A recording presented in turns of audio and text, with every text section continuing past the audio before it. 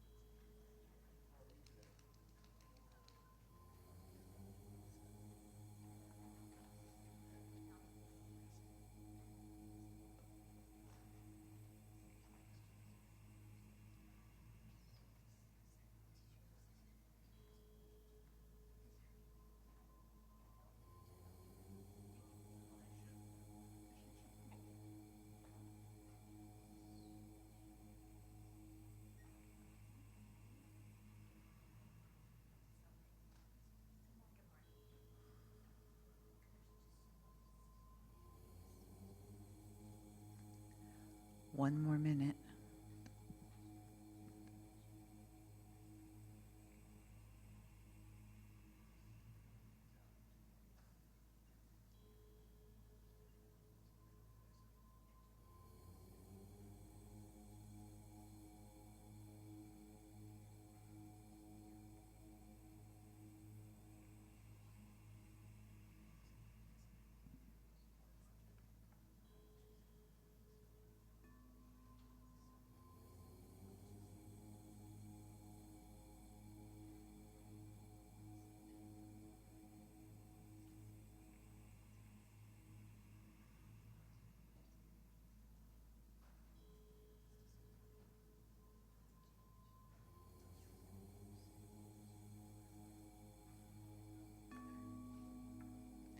Okay, let us begin our meditation by taking a deep breath and get yourself centered. So,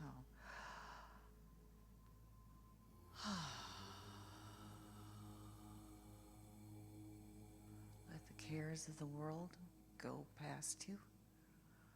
We don't need them right now. Edgar Cayce said we had, in meditation, we go deep, deep inside to meet our authentic self. And Ernest Holmes described that as our soul. Our soul has never been touched by outer conflicts or outer worldly goods or anything. It's never been touched by disease. It's never been touched by death. It's never been touched by anything mortal. It's immortal. It is the one soul from the one soul. So as we go in, we meet our authentic self, our one soul. Let us begin.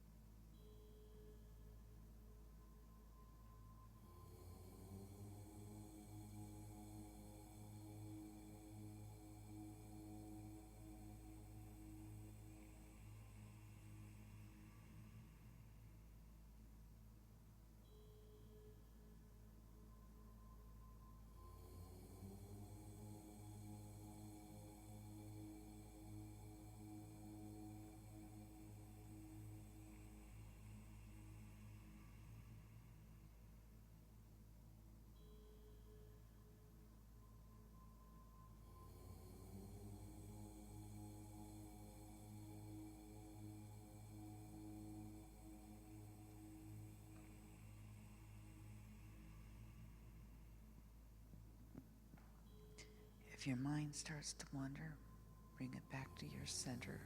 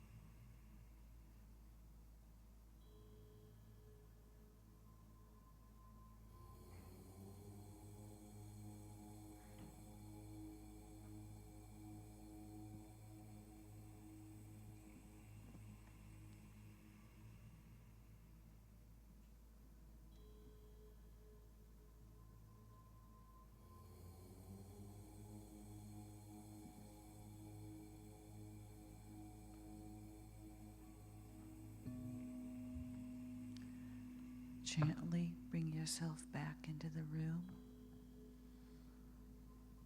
Wiggle your toes. Stretch out your hands.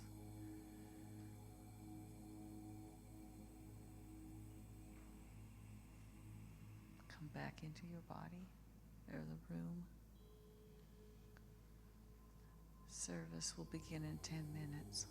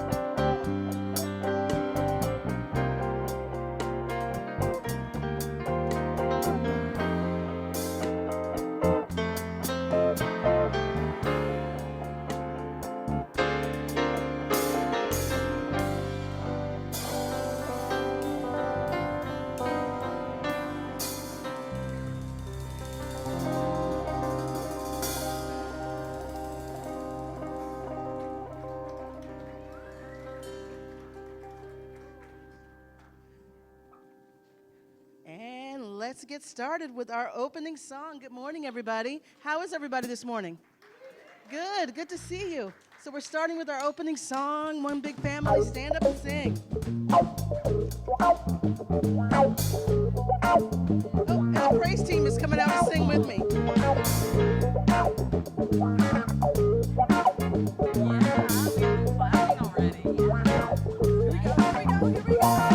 Everybody, get up on your feet. See the light in everybody you meet. Everybody, get up on your feet. See the light in everybody you meet. Let us be reminded of who we've come to be. We are love, we are one big family. Hey, hey, yeah, yeah. Hey, hey, hey, yeah, yeah. Let us make a joyful sound. Let us make a joyful sound. Here we stand on holy ground. Let us make a joyful sound. Here we stand on holy ground. Let us make a joyful sound. Hey, hey, hey, hey. Everybody, get up on your feet. See the light in everybody you meet. Everybody, get up on your feet. See the light in everybody you meet. Let us be reminded of who we've come to be. We are love, we are one big family. Hey, hey, yeah, yeah. Hey, hey, hey, yeah, yeah.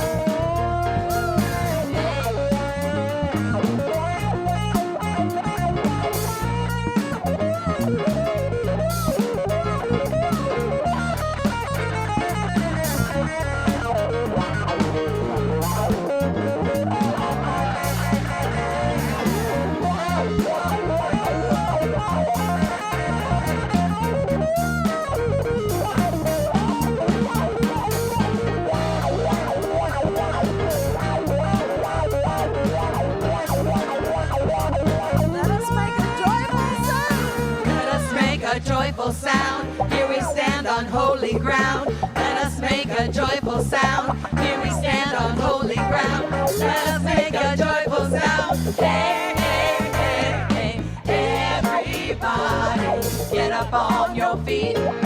See the light in everybody you meet.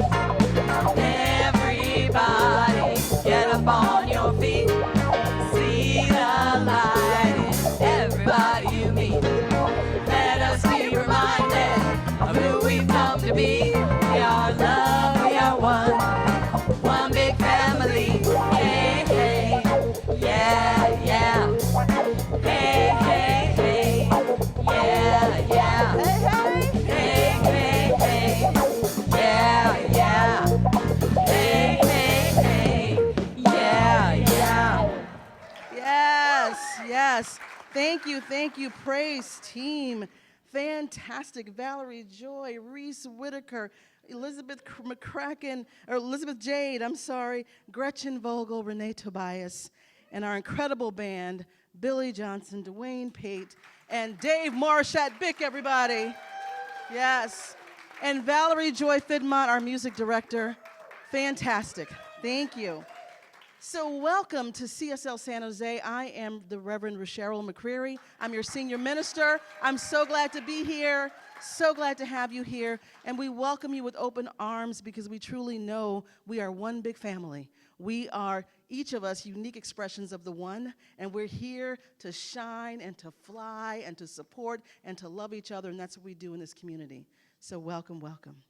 So this Sunday, I do want to, I'm supposed to tell you this before I turn towards the start of the service. So next Sunday, Reverend Jerry Troyer will be the guest speaker. He will be here visiting from San Diego, and he's a wonderful speaker, delightful, has incredible stories to share, and he has a workshop afterward called The Search for Inner Peace, Being at Home in the Muddy Water. And it's all about how do you find that peace.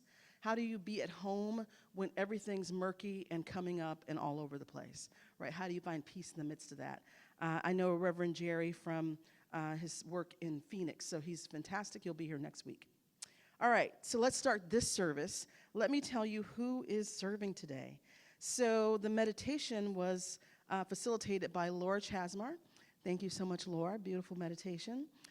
We have this morning, come on up, please, call to service, Suzanne Mulcahy, practitioner. And we have practitioner Jan Racely, who will do the invocation this morning. And let's just take a nice deep breath as we move into the service.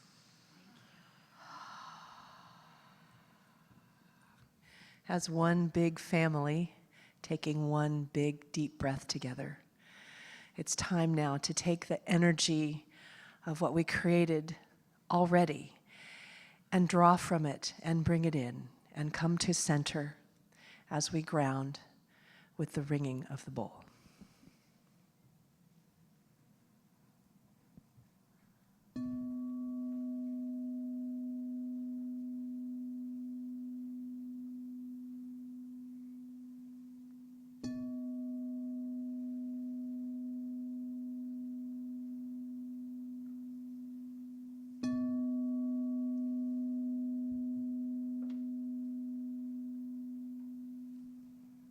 Staying in that deep grounded space. I know, I feel that there's one God, one source present everywhere. Even when you can't see it, God is present. In the really, really good times and in the hard times. In the times that we don't understand, and in the times that we're really conscious for. And when we forget our connection with God, it just takes a little reminder to know that God is always there. And I'm grateful to know that I am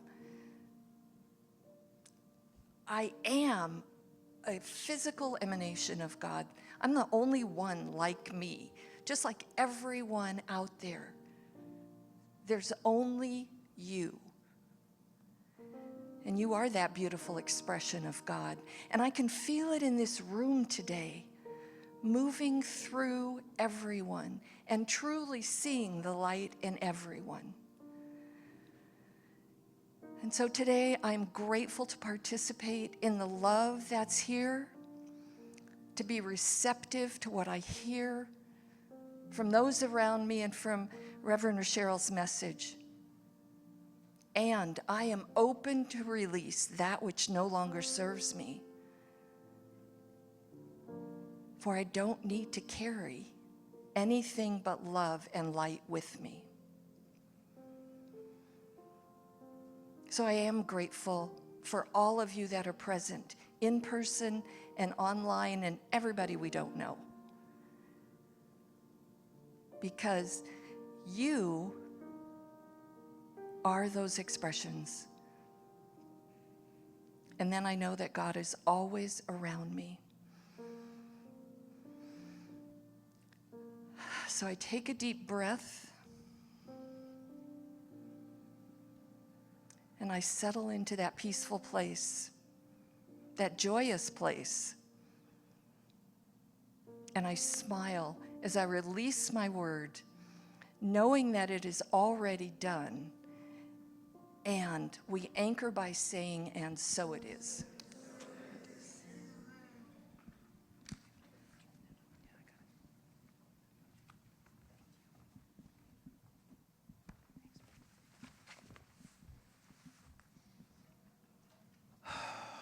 Wow. Feel it? Yeah, that's what it's all about. This is a time in our service. Oh, my name is Ron Wade. I'm your host today. It's one of the ways that I absolutely love serving this community. So it's that time in our service where we create each week or invoke each week our statement of being. So if you would please stand and join me as we recite our statement of being. We believe that life is good and that God is all there is and that love is the only power. We are a welcoming and inclusive community of inspired individuals caring for and about each other and the entire planetary family, bringing the gifts of active compassion and kindness to the world. Our purpose is to transform lives, build dreams, and reveal God through education, music, prayer, service, generosity, and play. So today, check in with your neighbors. See how they're doing.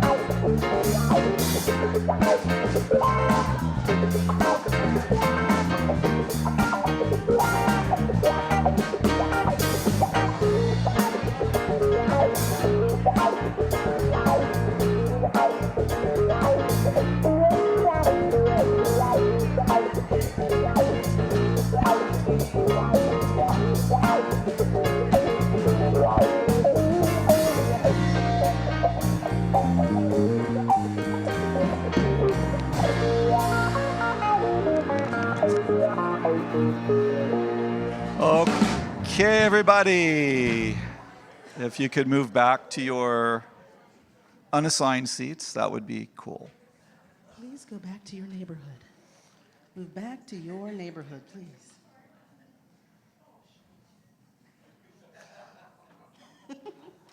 You want me to go first? Yes, please. Okay, guess what? We're both just standing here looking at this paper like, huh.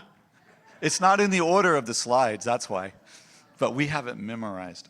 So the first one is our annual, every year at this time, we have an annual food drive. It started last Sunday and it goes through September 8th, which is the Sunday after Labor Day. So please donate canned goods, which will then be sent to Second Harvest Food Bank to help feed those who are less fortunate. On August, wait. Last August last week. Last Yes. Thursday. August 15th was last week. Yes. But there was this course, incredible course called Creative Brilliance that started then. And if you did not get in and get started, please get yourself signed up. It is a fantastic, yes, I hear Yes, applause already. Yes. Yeah, it's a fantastic course that allows you to unleash your creativity on a canvas without paintbrushes, but somehow you paint. I have my painting hanging behind me in my home office. It's awesome. Yes. Deb Dake is doing that class. And is Deb here to stand up so everyone can see you? Normally she's in this area. Okay, she's not here, but if you still want to sign up, you can do that. Nope, we did that. This one. This one is, okay, so September 4th. These are in chronological order, by the way. This is Marsha Benkala. Marcia, yes. Marsha's going to come up and tell us about her course, Empowering Yourself Through Life's Transitions. Yes, Let's hi. have a round of applause for Reverend Marsha, shall we? Oh, thank you, Yes. thank you. I don't know about you, but are any of you feeling like life is a little messy right now? Yeah? So I learned several years ago that life is messy because life is change, and it's all about transitions. So Aparna Shute and I are facilitating a workshop that empowers you through life's transitions, whether it has to do with health, career, relationships, something personal, finances. And we're doing this through talking about transitions and then applying spiritual principles and practices to those transitions, like self-reflection or journaling, meditation, things like that. So this workshop starts September 4th, Wednesday evenings, and it runs 5 Wednesdays from 6 to 8:30. It's Zoom only, and we're limiting it to 10 people. Thank you. Wonderful. Thank you, Reverend Marsha. And if you've not taken a class from Reverend Marsha, you want to sign up and do that. She's incredibly wise and powerful. Yes. Okay, so how many people feel like they need a spiritual reboot in terms of their spiritual practice, like their meditation, prayer treatment, that kind of thing? I see only 2 people need a spiritual reboot. How is this possible? How is that possible?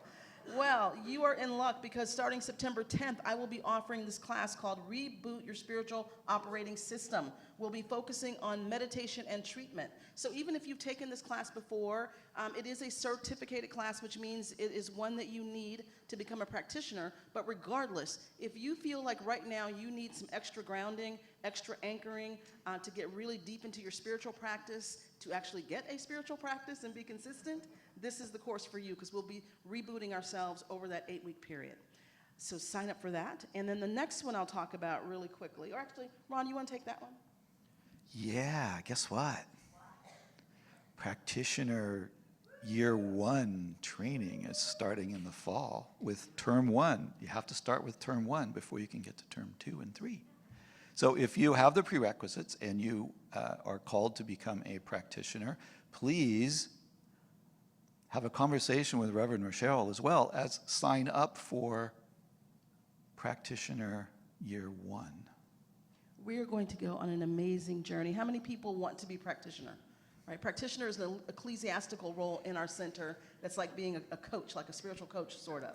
Right? So if this calls to you, come and see me. Those of you who are already have taken all your classes, you know what to do. Get signed up because we're ready to go. All right. So September 14th is also our World Service Outreach Day, where we will be sorting food at Second Harvest Food Bank. So please see the outreach table out here where all the canned goods are to talk to them and sign up for that. You have to sign up ahead of time to do it. Now, this next workshop is being offered by someone named Ron Wade, who is a practitioner here. So, Ron Wade, would you please tell us about the Art of the Beautiful Question? What is that all about, that workshop? How many of you want answers? Me too. And then I realized sometime along the way that I was not paying attention to the questions I was asking that I was trying to answer. And then I realized that I was being showered from heaven, or wherever you want to call it, with all of these prompts to questions that I had yet to ask myself. And I have a feeling that you are all being showered with prompts as well, whether it's a song that you've liked for 27 years or something that you read yesterday that resonated with you and gave you a goosebump or God bumps, whatever you want to call it. This little workshop is I will share some examples from my own life, and we will look at examples from your life, and you'll walk away with a list of beautiful questions, because there's some questions that aren't so beautiful. And if you ask an ugly question, you get an ugly answer. So sign up. All right, that starts on September. It's actually Sunday, September 15th. Yeah, it's 2 hours after service, yeah. And then a couple things just to let you know. September 15th, we will have Melissa and Z as our guest speakers and our musical inspiration. They're an amazing couple, amazing ministers who provide music and humor and uplifting talks. And so they will be here September 15th.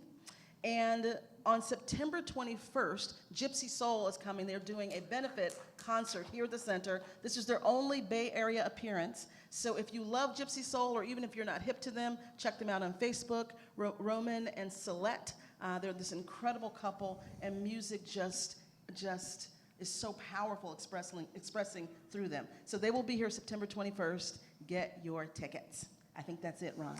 Except for introducing our guest musician. Oh, okay. Yes. So, this is Reese Whitaker.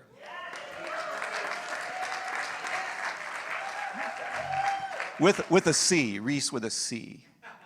She's from Los Angeles originally, and she is a minister, and she supports many people within the state of California as an associate psychotherapist.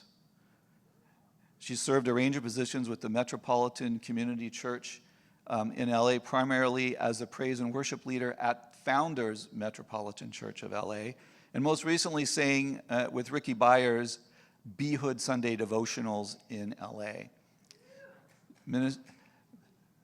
Minister Reese recently moved from LA to San Jose. Yay. And she is also practicing somatic therapy. Mind, body, no distinction. Cool. And we are so happy to have her here as our guest musician today. Please welcome Reese Whitaker.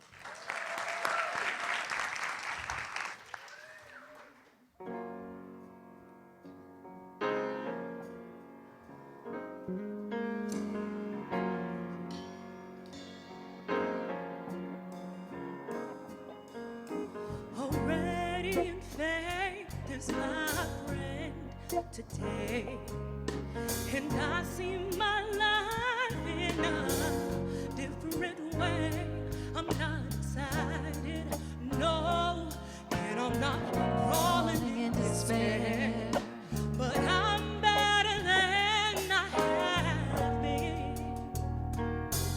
At the center of my soul of mine, I am sure, I am calm, all is well. For I know that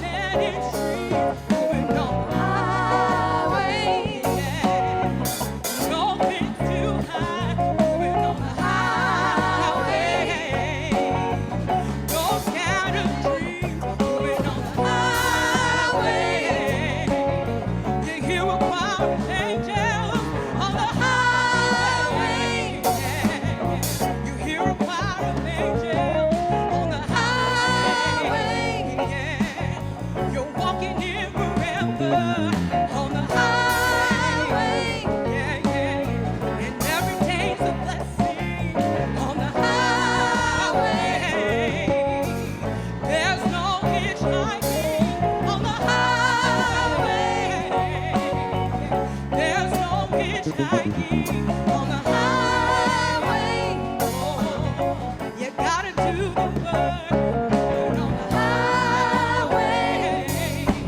Oh my God, every valley shall be exalted, every mountain they low.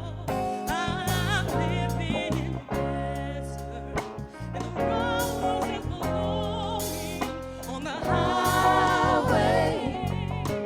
Oh my God, moving on the highway. Oh my God. Oh, radiant faith is my friend today. Is my friend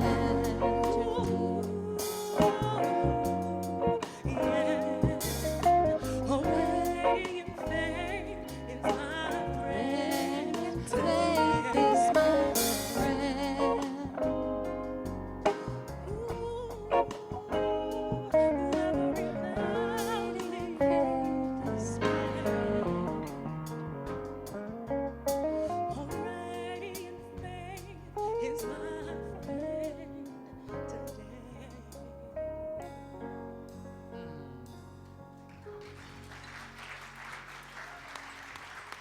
Thank you. Thank you. Thank you. Oh, my goodness. Reese Whitaker, thank you. Thank you so much. And Valerie Joy and the praise team. Oh, Radiant Faith is one of my favorite songs. Thank you. Thank you. Thank you. Whew. How many people know what our theme is this month? Conscious conflict. Did someone say conscious chaos?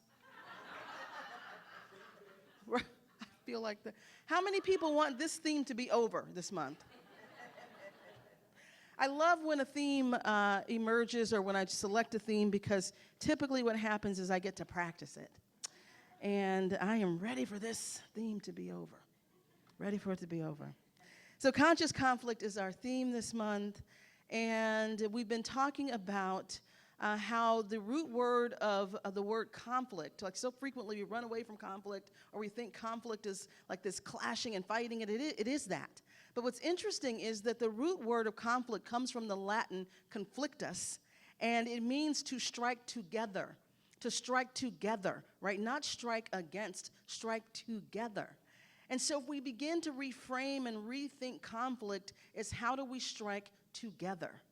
Much like flint strikes together with steel to create fire that then can either warm or destroy, right? How do we think about conflict in a new way in terms of it being generative, in terms of it being ways that we learn and deepen trust with each other, in ways that we learn how to work together, in ways that we create or allow for creative solutions to emerge? What if we explore conflict in a conscious way where we're awake, right? Where we are awake.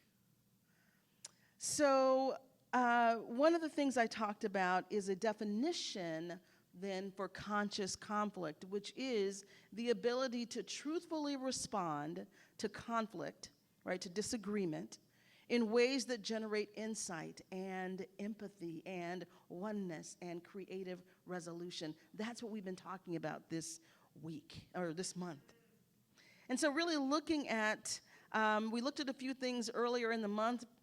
For example, how when we're chronically conflict avoidant, we generate more conflict, right, in one place or another, right? Because when you're running from something, that thing that you are fearing, that you're running from, that you're avoiding, when you do that, all you're doing is delivering to the law a very clear request: more conflict, please, right? That thing that you're fearing, you're actually requesting more because your energy is locked into the fear of that thing.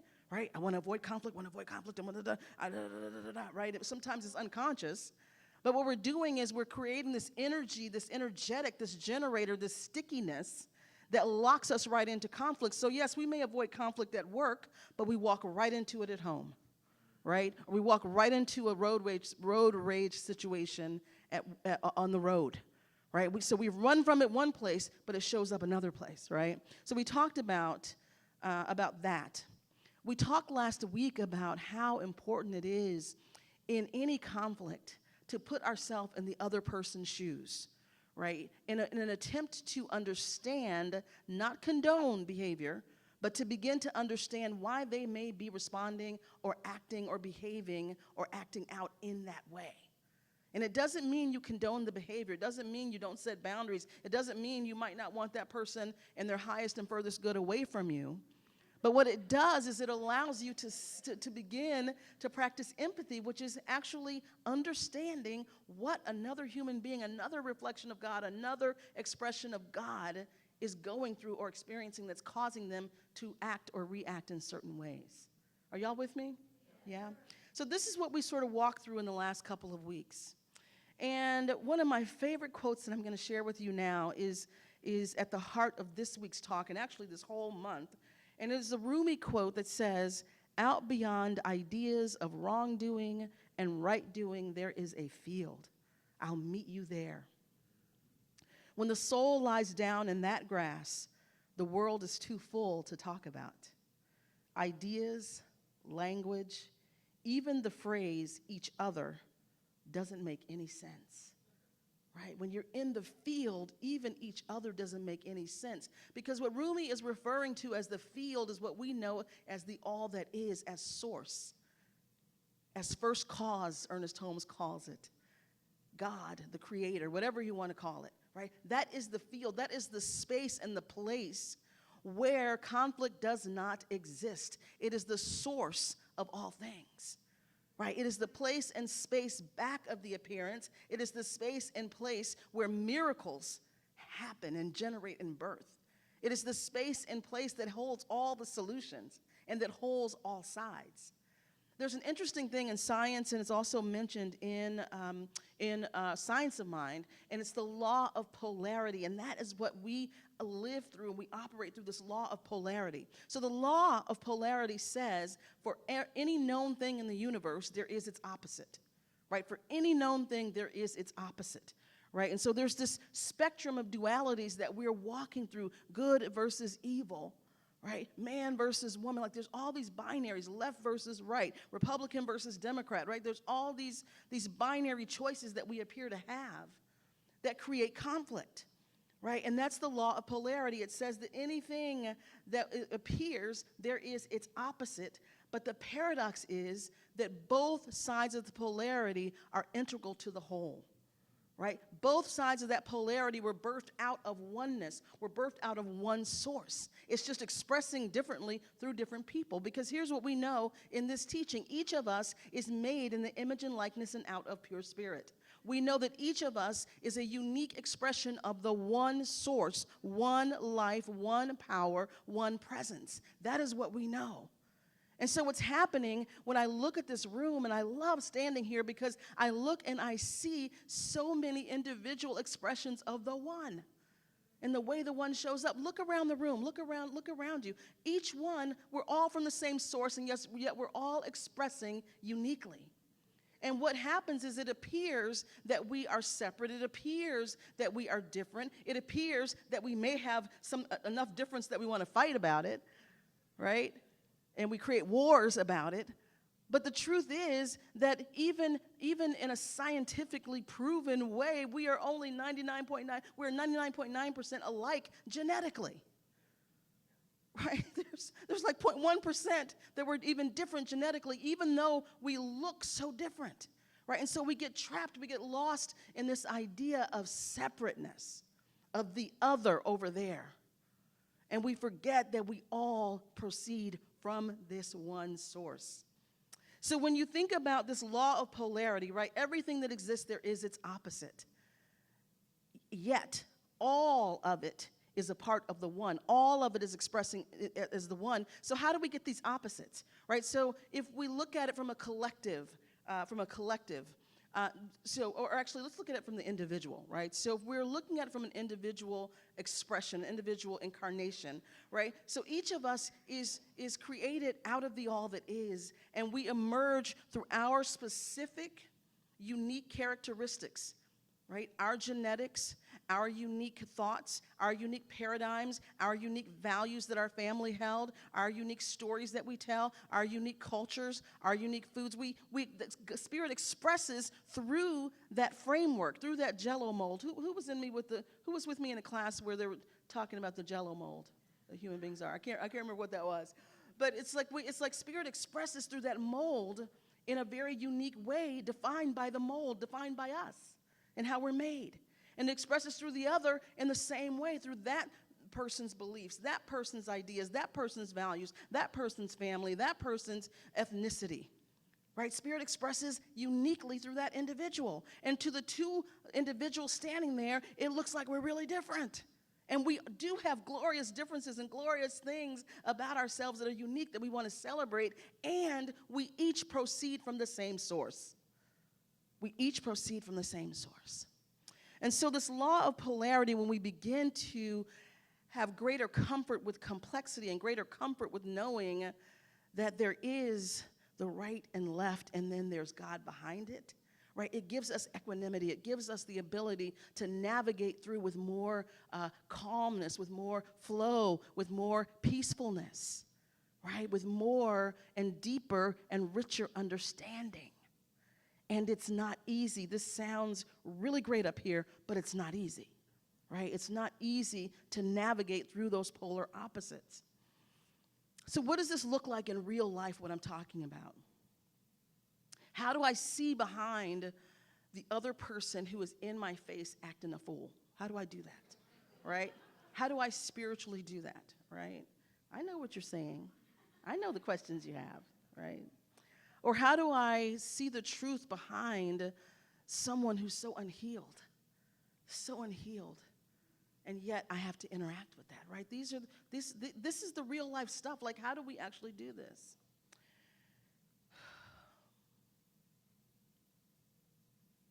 You know, my father passed a few weeks ago. And what I will share is, in addition to mourning his passing, it has unleashed massive conflict in my family.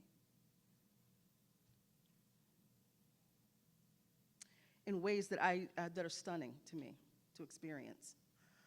And so I have been actively trying to, in the midst of grief and high emotion, to stay in the field, to actually do what I'm standing here talking about, right? Because it's not easy when it's something you really care about and it's people that you really love, right? And so I'm just going to share with you what my path is and what my journey is through this time. When I ask myself, how do I stay in the field? Right? How do I remember God back at the appearance, no matter what is going on, no matter what is said, no matter the behavior, no matter the actions? How do I remember God back of the appearance? And so one of the things I am doing and having to do repeatedly and consistently is, first of all, acknowledge and notice what's happening in my body, right? Because I feel in my belly unease and emotion and deep sadness and grief in my body, right? And so first, just acknowledging that, right, that in this body temple that is an expression of the divine, in the human experience I'm having, it is painful and so sad. So sad. And so even in acknowledging the sadness, even in the tears, even in the anger and the frustration, even in all of that, just having to return to meditation, to quietness, to stillness, to conversations with other individuals who know the absolute truth and can speak it and know it and affirm it and remind me of what is real and what is true, right? Surrounding myself with people who only speak the capital T truth and not falling over into the story of what's happening. Right? This is how you stay in the field. You do your spiritual work that is individual, and you surround yourself with spiritual soldiers who can keep you on track and keep you true. And it may look like to others that you're putting up walls, or some people may feel left out. It's okay. You do what you have to do to take care of yourself and to stay in what's true, not in the story, not in the appearance. right? And you revisit that field, and you revisit that field, and you revisit that field until it takes over. And that situation shifts, it changes, you're unhooked from it, it dissolves, it transforms, it goes away. But the job is to continue being in the field and being in the field, and the only way into that is to do your work. There is no other way. You can't drink your way out of it. You can't talk your way out of it. You can't ideate your way out of it. You can't, talk to your backup singers about it, right? Right? You can't talk to your backup singers, although that is so much fun, like when you're in some mess, to talk to people who are going to be there with you. It feels good, but it's not serving you, right? It's not serving you. Stay with people who tell the truth, whether it's your practitioner, your minister, whoever it is who holds that space for you. So being in the field is about noticing what is happening in the human body and not letting yourself get into this lofty spiritual, philosophical thing that bypasses what you're actually going through humanly, right? You got to walk through the human stuff, awake. The second thing that I am learning in this journey is not to take it personally, right? So no matter what this person says or they do, and sometimes it's harder than others, right? And some places you may be able to not take it personally, and then other issues come up and it's very personal. It's very personal. But there comes a point where you have to not take it personally. Here's what I mean by that. The other person or the group of people, whoever the other is acting out of their own beliefs, their own hurt, their own unhealed, their own stories, their own desires, their own goals. They're operating out of their own thing, right? Their own paradigm is running the show. And that's what they're operating out of. And if you can step back for one moment, if you can move into witness consciousness for one moment, just step back, you will see that person may likely interact or have some other stuff going on with other people or other places, right? Or something similar. And so then you begin to understand, okay, so what's happening here, I'm not going to take that on. Now, hear me clearly when I say, if you need to make amends or to be radically responsible about your actions and honest about that, do that. And at the same time, you can also know, you know what, this person's stuff is about what they're going through. Right? So I have a family member right now, and right now is creating massive chaos and what would look like destruction, when in fact this person is massively unhealed, and the grief has triggered such unhealing to the surface that it's just everywhere. Right? And so even though it is personal, it's not personal. Right? Even though it is personal and it is touching me, it is touching my family, it's touching people I love, it is also this person's own individual journey that they're on. And stuff that is now thrown up for healing. And both of those things can be true. And it doesn't mean I condone the behavior. It doesn't mean that it is okay. It doesn't mean that the behavior and actions are acceptable. It means I'm just seeing, yes, this person is very, very unhealed. And they are working through their stuff. And my heart breaks for where they are and what they're experiencing. And at the same time, I've got to take care of myself. Right? I've got to take care of myself. Because this is not okay. Yeah? Y'all with me? Yes? So the third thing, right, in this, and I want to say this, this also comes up, I'm speaking about the individual, but this happens in politics. How many families have been ripped apart and friendships ripped apart by politics in the last 5 years or however many years, right? So many families, so many, make Thanksgiving safe again. That's what we're trying to do. Come on, people. I don't want to trust somebody up with the turkey, right? It's like, and so really coming to this place of, even as the political, because the political is it is the collective. It is the collective stories and collective memories and collective desires and collective paradigms that we have, right? And so even in that, recognizing that even though someone in your family or someone you love may be on an opposite political party than you are, that they are also going through their stuff, and it's not personal to you, although it may feel personal to you. Right? They're going through their stuff. They're interpreting through their prism. They're interpreting through their experience. And what we know is that back of it all, we all want the same things in this country. Basically, like if we just boil it down to the essentials, we all want safety. We all want security. We all want abundance. We want to be healthy. We want our children to be better off than we were. Right? We all want those same things at the core. The conflict comes in the how we get there. That's what everyone's fighting about, how we actually achieve those things. It's the how. And the field, and the how is in the doing, right? The doing, the actions that we take, the laws that we vote in, the things that we do, the doing. The field is the ground of being. Do you remember last year, Doobie Doobie Doo? Remember that talk? Right? And the more time we spend in being, the ground of being, it will transform the doing. But frequently what we do is we approach conflict from a ground of doing, and then we fight over how we're going to do something, how we're going to get somewhere. And if folks would just disengage and get to the ground of being, what do we all want? Right? What do we all want? What is the true desire here? What is the true desire here? And is there a way for us to weave together or allow to emerge a way that needs get met, and there's compromises on both sides, but pretty much needs get met, right? So simple, but it's hard to do. So the third thing I want to say about the field and how do we stay in the field, right? So we do our spiritual work. We don't take it personally. And then the third thing is that we act with agency. And by this, I mean that we get in the driver's seat and do the things we need to do to protect ourselves and to help ourselves and to support ourselves. I'll say that, support ourselves.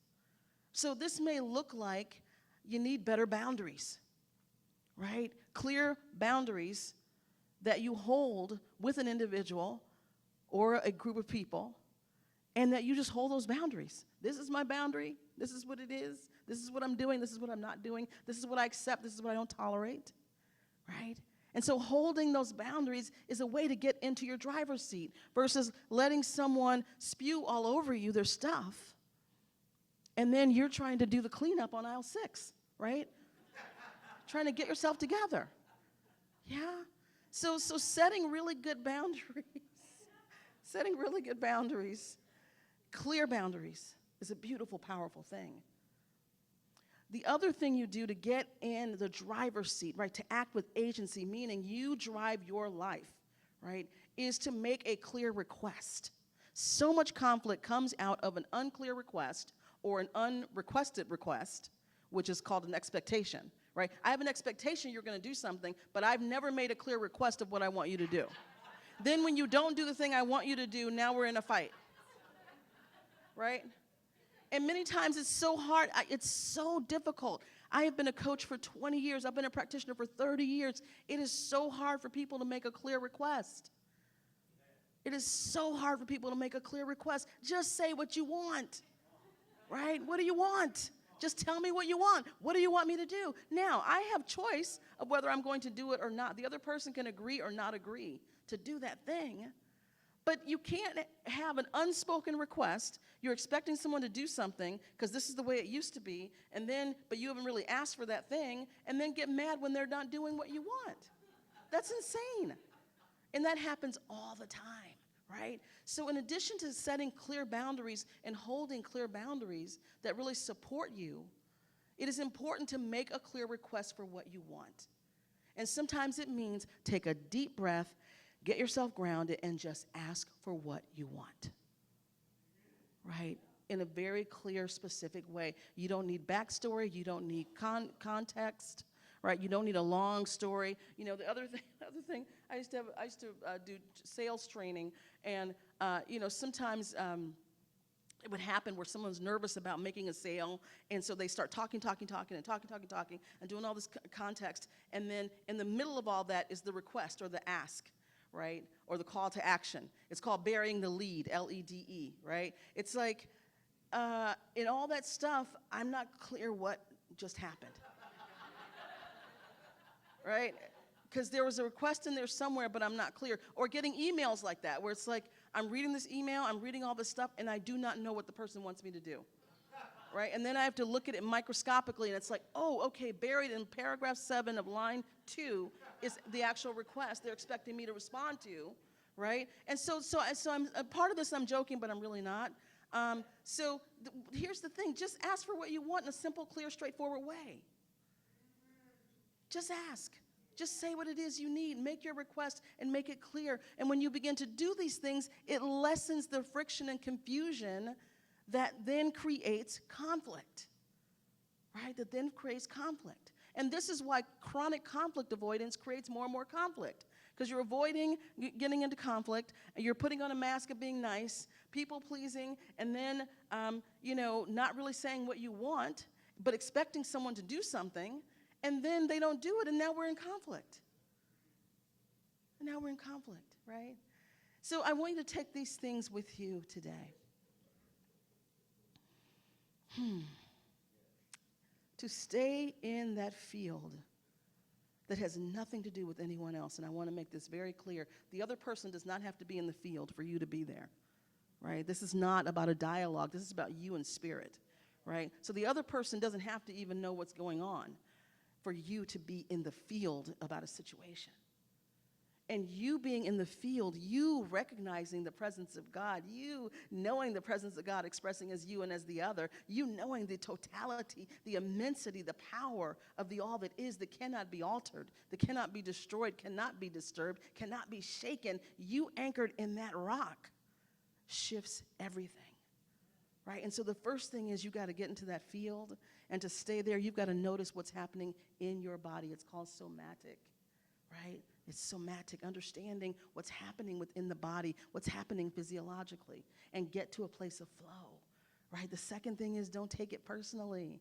When someone's having their moment, right? You love them, your heart may be breaking for them. My heart is breaking for my family member who is in such pain and such grief, and their actions are not okay. They will not be tolerated. And I love them, right? I love them, right? But don't take it personally, because this is how that person reacts to everything out there. And the third thing is acting with agency. Get into the driver's seat of your life. Do what you need to do, right? Make a boundary, make a clear request, invite someone out of your world and out of your life. Just clear, right? This is how we begin to dissolve, or even dissolve conflict, and also dance with it, because it's always going to come up, right? There's human beings, there's human consciousness, and we're so varied that we're always going to have little dust-ups. But this is how we can walk through it with greater ease and greater flow and greater oneness, and not letting conflicts take a chunk out of us. Y'all feel me? Yeah. Let's turn within. Oh, and so we just settle down in this moment right here, right now, knowing and sensing and feeling the presence. Yes, just breathing as we recognize the field beyond human understanding. That place and space that is pure source, that is pure light, that is pure power, that is pure presence, that is the all that is expressing everywhere. And knowing that the field, this place and space of pure spirit, is immediate, closer than the heartbeat, closer than the hands and feet. God is. And so I speak the word this morning, anchored in the absolute truth, knowing and sensing and feeling the divine presence, expressing as each of us, emanating as each one gathered here, each one anywhere. And so I speak a word this morning of divine healing. Knowing right where there's any conflict, any disagreement, right where there is stress and strain and struggle. I speak the word of peace. I speak the opposite, the word of peace, the word of love, the word of joy, the word of healing, the word of freedom that is expressed as the divine moves in to those places and spaces. The conflict may be internal, it may be with another, it may be with the self, it may be with groups or others. And I just speak a word right now of healing, of knowing that each of us is anchored in the field. Protected, guarded, guided, lifted.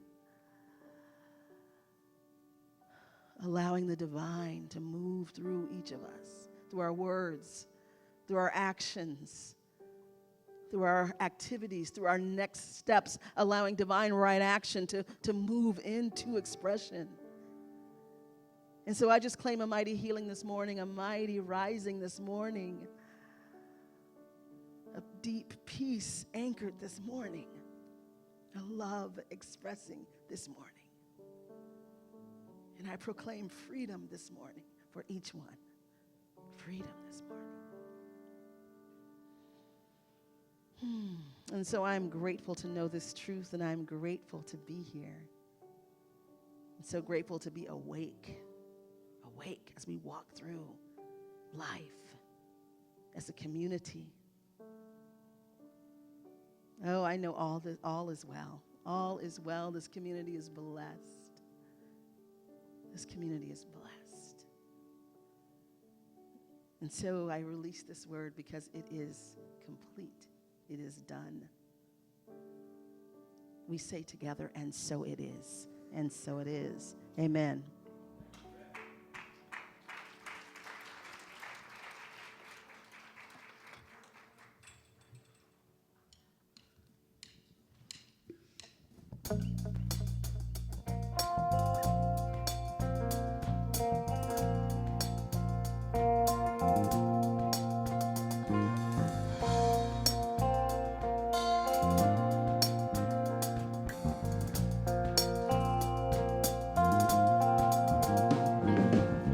In the land of I am more than I have been. I am more than I will be. I am all that I am.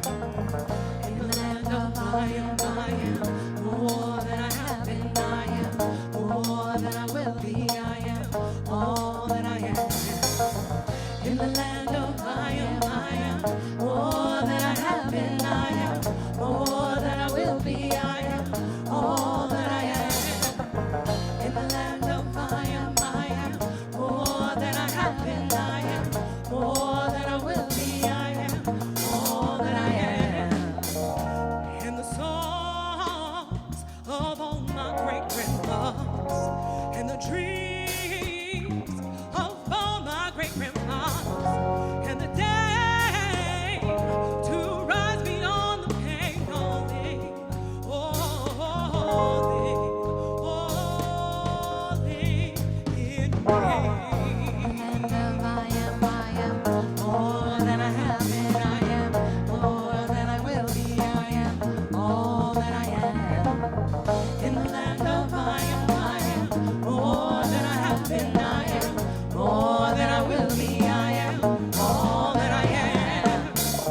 And the smiles of all the unborn children, and the dream of a better day to come, and the days of heaven with the earth all live,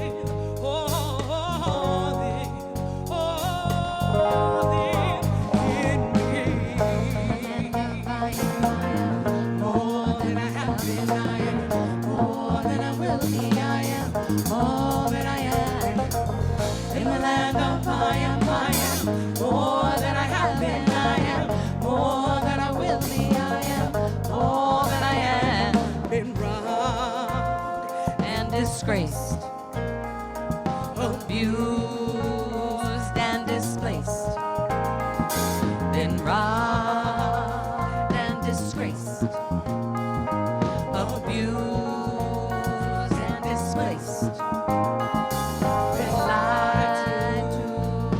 Lies can be seen through the land.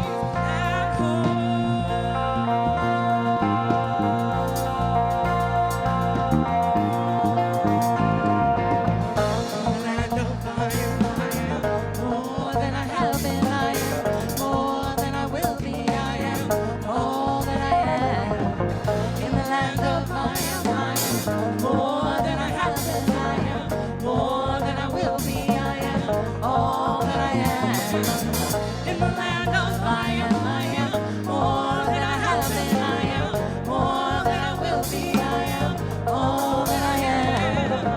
In the land of I am more than I have been. I am more than I will be. I am all that I am. In the land of I am more than I have been. More than I will be. All that I am.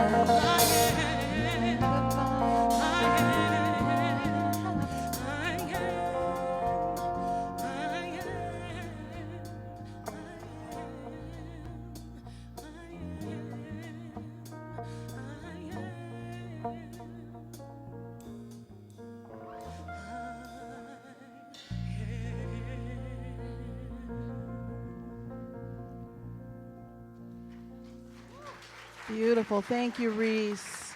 Thank you, Reese. Musical director Valerie Joy, praise team and the musicians. Thank you, thank you. Beautiful, beautiful. All right. In the land of I am, that is the field. All right, so it is time now for our offertory, for our offering. And as the ushers make their way down, I just want to tell you how grateful I am for each and every financial donation that you give to this center.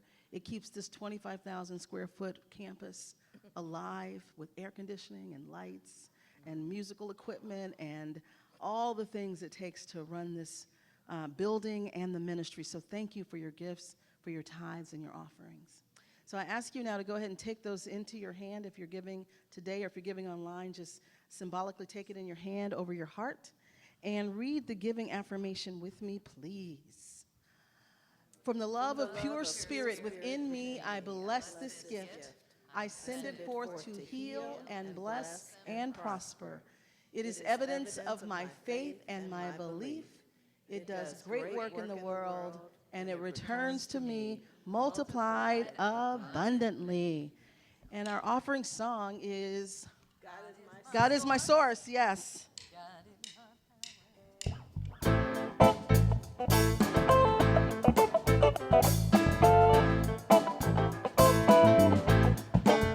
God is my source. God is my power.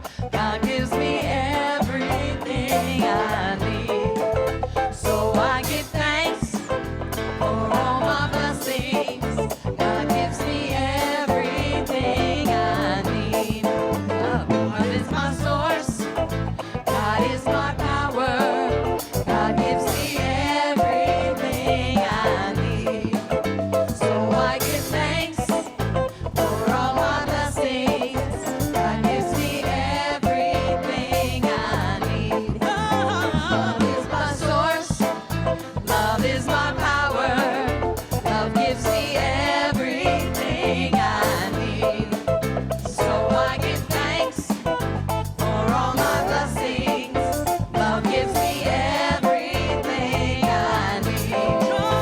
Joy is my source. Joy is my power. Joy gives me everything I need.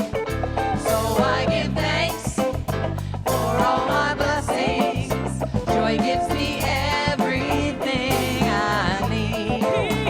Peace is my source. Peace is my power. Peace gives me everything I need. So I give thanks for all my blessings. Peace gives me everything I need. God is my source. God is my power. God gives me everything I need. So I give thanks for all my blessings. God gives me everything I need. God gives me everything I need. God gives me everything I need.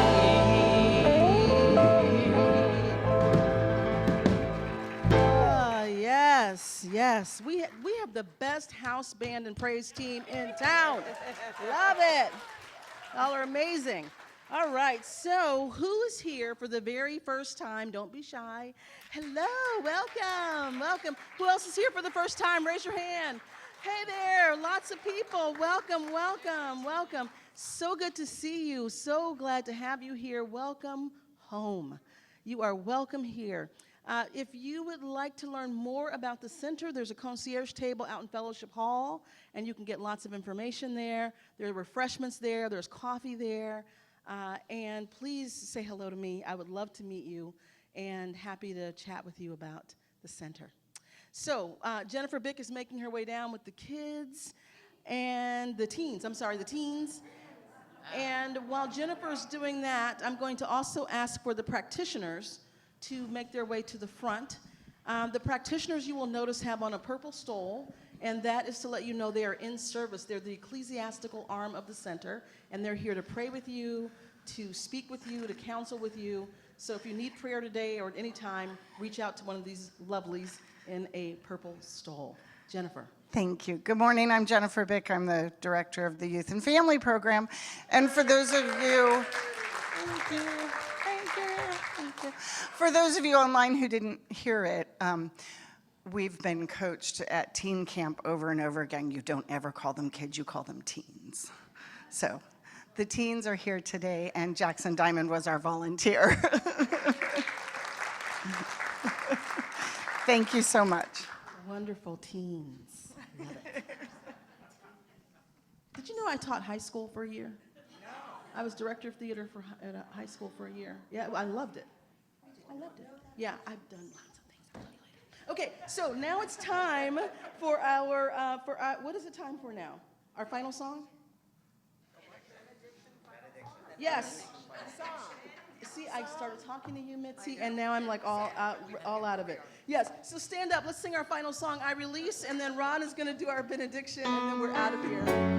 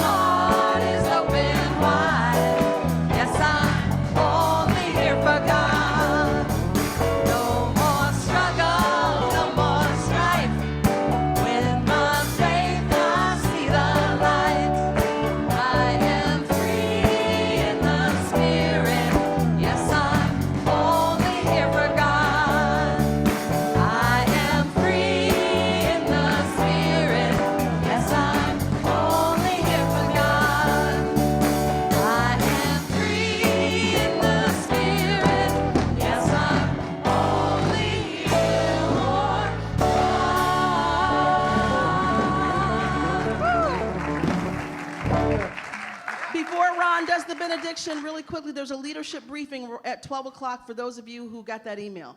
Ron. Okay, here we go. Ready?